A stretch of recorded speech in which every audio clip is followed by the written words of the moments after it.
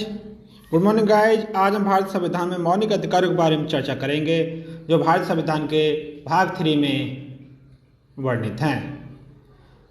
मौलिक अधिकार मूल संविधान में 7 प्रकार के थे जो वर्तमान में अब 6 प्रकार के रह गए हैं। 7वां मौलिक अधिकार संपत्ति का अधिकार अब हट चुका है। पहला मौलिक अधिकार हमारा समानता का अधिकार जो आर्टिकल 14 से लेकर 18 तक है। दूसरा स्वतंत्रता का अधिकार जो अनुच्छेद 19 से लेकर 22 तक है। तीसरा शोषण के विरुद्ध अधिकार जो अनुच्छेद 23 से लेकर 24 तक है। फोर्थ अधिकार है धार्मिक स्वतंत्रता का अधिकार जो आर्टिकल 25 से लेकर 28 तक है। पांचवा मौलिक अधिकार है संस्कृति व शिक्षा संबंधित अधिकार जो हमारे भारत देश में विभिन्न प्रकार की संस्कृतियां हैं उनके बारे में उल्लेखित है जो अनुच्छेद 29 से लेकर 30 तक है। छठा मौलिक अधिकार है यदि कोई आपके अधिकारों का हनन करता है उसे संवैधानिक उपचारों का अधिकार कहा जाता है जो आर्टिकल 32 यूएसए के संविधान से लिया गया है, परंतु मूल अधिकारों का सर्वप्रथम उल्लेख जो मिलता है फ्रांस के संविधान में मिलता है। आर्टिकल 12 यह कहता है कि राज्य को मूल अधिकार के रूप में परिभाषित किया जाए। मूल अधिकार जीवन जीने के लिए अत्यंत आवश्यक हैं।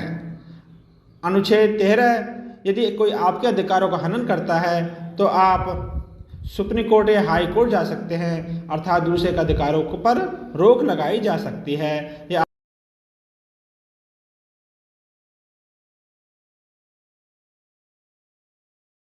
मूल अधिकार को नैसर्गिक अधिकार या मैग्ना कार्टा भी कहा जाता है। इन्हें यूएसए के संविधान से लिया गया है। कानून के समक्ष सभी समान हैं। अनुच्छेद 15 जाति धर्म लिंग अर्थात जन्म स्थान के आधार पर कोई भेदभाव नहीं किया जाए किसी पर।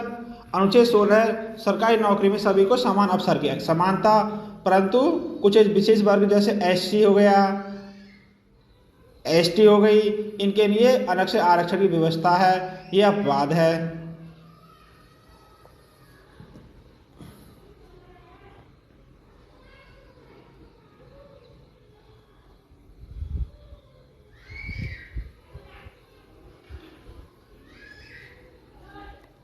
आर्टिकल 17 छुआछूत। आर्टिकल 17 अनटचेबिलिटी से संबंधित है, यानी कि आपको जाति धर्म के आधार पर आपसे कोई भेदभाव नहीं करेगा।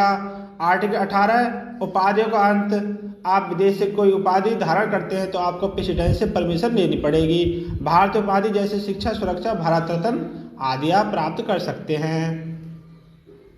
यदि आपको वीडियो अच्छी लगी हो लाइक शेयर एंड सब्सक्राइब जरूर करना।